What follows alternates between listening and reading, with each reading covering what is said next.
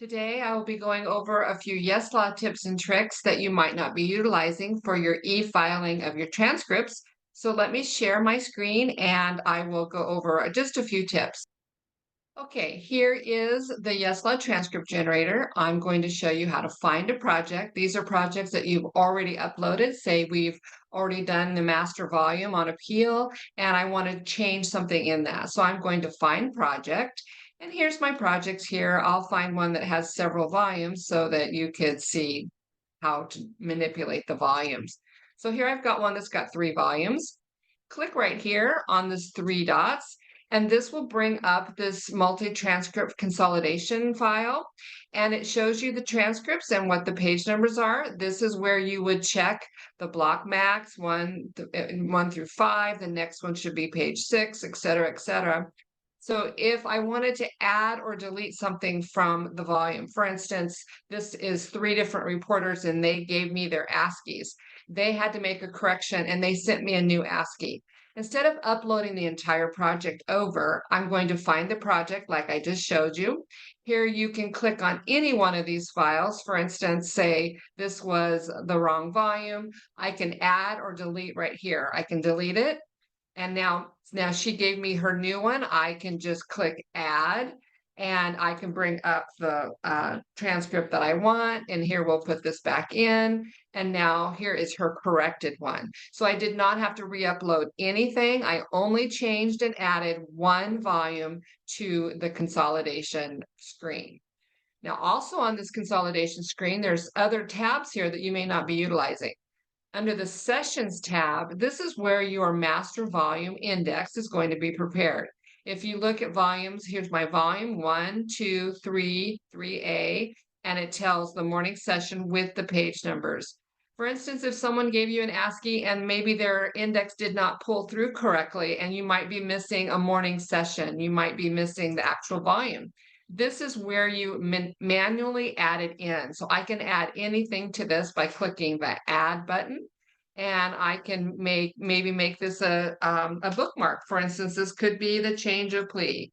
And if you want that to be on your index, that's how you would add it here. And then I would go over here and I would tell it the page number. Let's just tell it that starts on page 10, for instance. And now we're done. So now that corrected the index for this volume. You can also delete something here, like this one here. I don't want that. I can go over here, click delete, and now I've got my index is exactly the way I want it to be. We've had a report that some people, their volumes didn't come out correctly and they didn't know how to check it. Well, this is how you check it before you even upload it.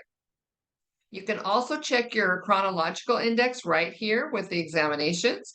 You can click the alphabetical. This one did not have any Q&A, so there weren't any examinations, but you can also check exhibits. Here's where they mark some for ID, for evidence, and refuse. So here's where you check anything that is in that master index.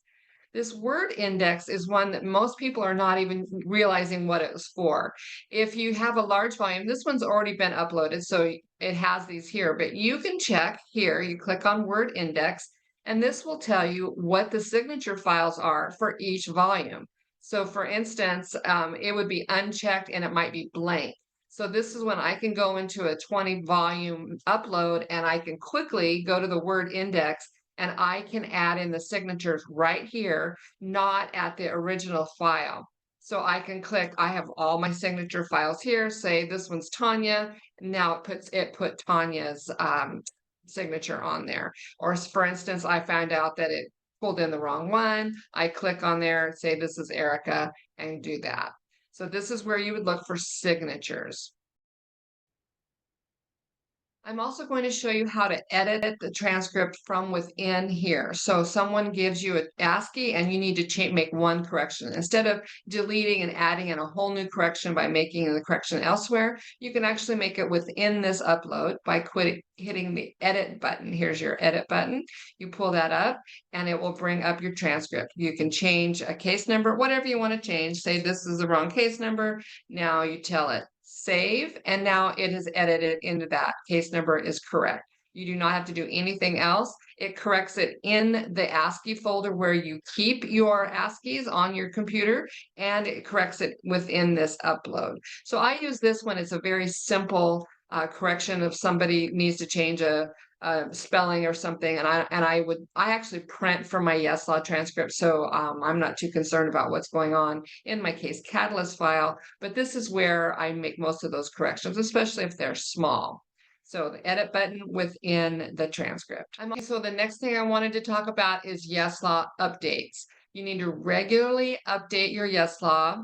It is under Tools. I recommend at least once a month. Tools, check for updates, and then you just click the button about updating now, or you can ignore this. It tells you what version you're running and what you should be running. So here it has it in pink. You just click the update now, and then your translator will be updated. So once a month, please try to remember to update your software. Okay, that's it for today. If you have other things you would like me to address, please email me at the address on the screen there, and I will try to address it, and subscribe below.